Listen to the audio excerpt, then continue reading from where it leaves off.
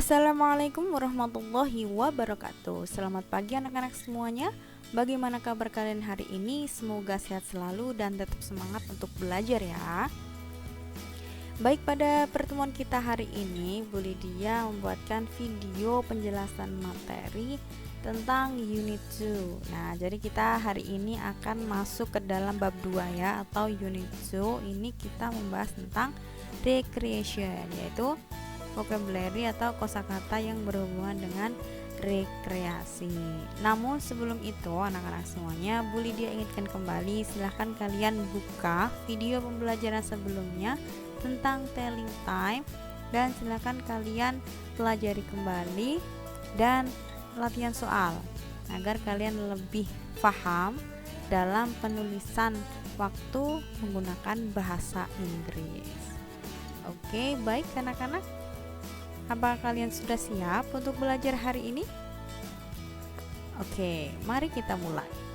Nah, pada bab 2 ini kita akan belajar bagaimana cara membuat 3 macam kalimat. Nah, 3 macam kalimat itu apa aja sih Bu Lydia? Yang pertama adalah kalimat positif, yang kedua adalah kalimat negatif, dan yang ketiga adalah kalimat interrogatif atau kalimat tanya. Nah, ternyata di dalam bahasa Inggris penulisan ketiga kalimat ini itu ada rumusnya. Kalian bisa lihat di sebelah kanan. Nah, ini adalah rumus penulisan kalimat positif, negatif, dan interrogatif. Kalau kalimat positif, ini rumusnya adalah subject diikuti dengan verb to. Subject ini kalau dalam bahasa Indonesia ketika kita membuat kalimat itu kalian tentunya ingat ada istilahnya subjek, predikat, dan objek. Nah, itu sebuah kalimat terdiri dari subjek, predikat, dan objek. Dalam bahasa Inggris pun sama seperti itu. Dalam membuat kalimat ada unsur subjek, ada verb. Verb ini adalah predikat. Ya, namun di dalam bahasa Inggris verb ini menggunakan verb yang bentuk kedua. Karena di dalam bahasa Inggris verb atau predikat atau kata kerja itu ada 3 levelnya. Ada level 1, 2, dan 3. Ada tingkatannya, verb 1, verb 2, dan verb 3. Nah, bagaimana Bu kita bisa tahu verb 1, verb 2, verb 3? Nah, itu kalian bisa lihat di kamus ya anak-anak, karena banyak sekali kata-kata dalam bahasa Inggris itu ditulis di dalam kamus. Oke ya. Contohnya, contoh sederhana, misal Bu Lydia begini. Kalimat positif, Bu Lydia ingin membuat kalimat subjeknya ini adalah saya. Kemudian verb 2-nya ini adalah studied. Studied itu belajar. Kemudian English. I studied English. Ya, gitu ya. Jadi ini tidak menggunakan to be am, tapi menggunakan subjek saja. I studied English. Saya belajar bahasa Inggris. Nah, sementara itu kalau kita merubahnya ke dalam kalimat negatif, maka kita tambahkan kata tidak. Lawannya positif kan negatif. Kalau saya belajar bahasa Inggris, berarti lawannya adalah saya tidak belajar bahasa Inggris. Berarti ini subjeknya adalah saya, I, kemudian ditambah atau diikuti dengan did not, kemudian verb 1 dari study, yaitu study. I did not study English. Nah, begitu ya. Kemudian ini kalimat interrogatif sekarang. Bagaimana caranya mengubah kalimat tadi menjadi kalimat interrogatif atau kalimat tanya? Berarti kalau dalam bahasa Indonesia kita membuat kalimatnya begini. Apakah saya belajar bahasa Inggris? Nah, itu kalau ditulis dalam bahasa Inggris kalimatnya berarti diawali dengan did dulu. Kalau di kalimat negatif ini to be-nya adalah did, maka di kalimat tanya ini juga harus ditulis sama, yaitu did. Nih ya, tulis did. kemudian diikuti dengan subjek, subjeknya tadi I, kemudian diikuti verb 1. Verb 1-nya ini sama seperti yang ada di kalimat negatif. Oke, kita langsung saja masuk contoh yang ada di kotak besar ini ya, biar kalian nggak begitu bingung. Contoh kalimat positif: I, we, you, they, he, she itu sama saja dengan subjek atau pelaku atau orangnya. Saya, kita, kamu, mereka, dia laki-laki, dia perempuan. Kemudian diikuti oleh verb 2. Nah, kalau verb 2 ini biasanya di belakangnya itu ada akhiran ed. Nah, ini kan visit itu artinya kan berkunjung. Kalau dia verb 1 itu ndak ada ed-nya. Tapi kalau dia itu verb 2, maka ini ditambahi ed. Nah, ini ya. I, ini bacanya misalkan dia pakai subjeknya I visited. Nah, saya berkunjung. I visited Mount Bromo, Gunung Bromo. Keterangannya yesterday, kemarin. I visited Mount Bromo yesterday. Saya mengunjungi Gunung Bromo kemarin. Nah, sama seperti ini juga. We visited Sunan Derajat Temple ya, last week. Nah, gitu ya. Jadi ini adalah kalimat positif. Ini adalah contoh kalimat positif. Sekarang kita ganti kalimat positif itu menjadi kalimat negatif. Cirinya harus ditambahkan did not ya, harus ada did not. Jadi yang tadi I ditambah did not, visited tetap ditulis visited. Oh maaf ya, ini bukan visited anak-anak, ini salah, ini bukan visited, ini harus diikuti verb 1. Nah, verb 1 ini berarti kita nggak usah ed, harus kita hilangkan ed, karena yang ada ed nya itu adalah verb 2. Ingat-ingat ya, verb 2. Kemudian yang belakangnya ya sama aja, nggak usah diganti ya, sama semua.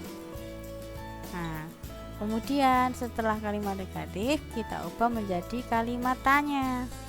Nah, nanti di LKS kalian nggak ada ini yang seperti tanda panah ini. Ini boleh dia tambahkan di sini karena yang di LKS ini belum sempurna ya, karena masih ada yang salah. Jadi sesuai rumus harus ditulis did-nya dulu di awal, karena di kalimat negatifnya ini menggunakan did to be-nya, maka di kalimat tanya juga harus ditulis did.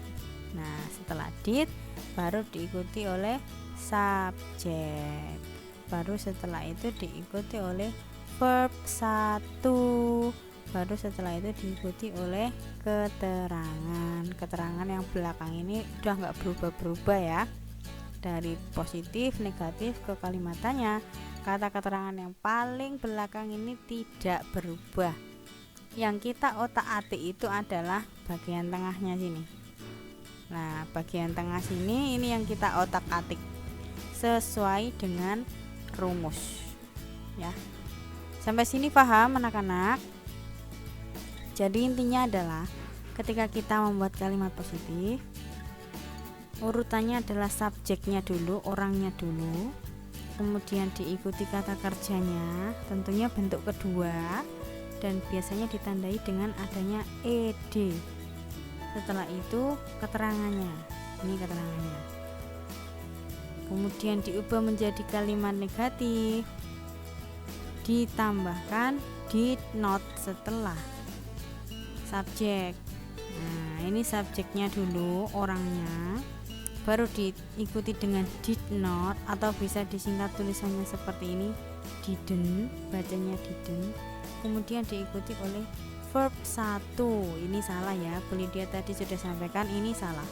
Verb 1 berarti tulisannya adalah visit saja, tidak usah ed, dan belakangnya tetap sama seperti yang atas.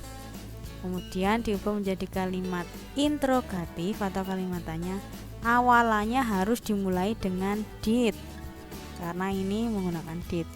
Kemudian subjeknya atau orangnya diikuti dengan verb 1, nggak usah pakai ed, kemudian diikuti oleh keterangannya. Oke, seperti itu cara membuat kalimat positif, negatif, dan interrogatif atau kalimat tanya. Nah, ini boleh diajar contoh lagi nih anak-anak. Coba kalian perhatikan baik-baik ya. Ini nomor 1 kalimat positif. Mr. Amir talk English lesson last week. Artinya Pak Amir mengajar bahasa Inggris minggu kemarin. Nah, ini talk ini adalah verb atau kata kerja bentuk kedua. Nah, ini enggak ada tambahan ed-nya, tapi dia berubah bentuk. Padahal sebenarnya bentuk kesatunya itu adalah teach, teach ini. Nah, kok bisa gitu Bu? Ya bisa, seperti yang boleh dia bilang tadi, harus melihat kamus ya. Ini semua ini ada di kamus seperti ini. Verb 1, verb 2, dan verb 3 itu ada di kamus. Jadi teach-nya ini salah karena dia bentuk pertama, verb pertama salah, maka kita yang kita gunakan adalah verb 2 ini. Mr. Amir talk English lesson last week. Kemudian kita rubah ke dalam bentuk negatif. Mr. Amir did not. Lah ini loh cirinya tadi ya. Did not, ada did not setelah subjek. Kemudian diikuti verbnya teach. Loh Bu, kok bukan talk? Ya bukan, karena ini adalah kalimat negatif. Maka verbnya yang digunakan adalah verb 1, yaitu teach. Kalau talk itu verb 2. Begitu anak-anak ya. Kalau yang belakang udah sama dengan yang atas, nggak ada yang berubah gitu ya. Kemudian kita ubah ke kalimat interrogatif atau kalimat tanya. Yang paling awal kita tulis adalah did, ini adalah to be. Ini mengacu ke kalimat negatif, ini ada to be. Kita tulis kembali di sini did Mr. Amir, subjeknya ini teach, ini sama seperti ini ya, verb 1. English lesson last week, ini sama persis dengan yang atas. Nah, kemudian dikasih tanda tanya, jangan lupa, karena ini adalah kalimat tanya. Oke, lanjut contoh yang terakhir. Mrs. Ruli slept. Nah, ini bentuk keduanya ya. Bentuk keduanya dari sleep adalah slept. Ini artinya adalah tidur. In the bedroom tonight, di kamar tidur malam ini. Kita rubah ke dalam bentuk negatif. Mrs. Ruli did not. Nah, lagi-lagi ya, ada kata did not, cirinya ada kata did not diikuti kata sleep, bukan slept. Karena kalau kita itu ingin membuat kalimat negatif, verbnya ini setelah did not harus menggunakan verb 1, yaitu sleep. Ini sama in the bedroom tonight. Kemudian kita ubah menjadi kalimat tanya. Ditulis dulu did ya, sesuai dengan to be-nya ini did Mrs. Ruli sleep. Nah, ini sama dengan yang atasnya ini. In the bedroom tonight, dikasih tanda tanya. Nah, begitu ya anak-anak, cara membuat 3 macam kalimat, yaitu kalimat positif, negatif, dan kalimat interrogatif. Baik, untuk memantapkan pemahaman kalian terkait dengan pembuatan kalimat ini, maka silahkan setelah ini kalian mengerjakan latihan soal dari Bu Lydia agar kalian bisa lebih paham bagaimana cara penulisannya. Oke, sampai sini mengerti ya anak-anak? Baik, Sekian pembelajaran kita hari ini. Mudah-mudahan bisa bermanfaat untuk kita bersama. Boleh diakhiri. Wassalamualaikum warahmatullahi wabarakatuh. Selamat belajar.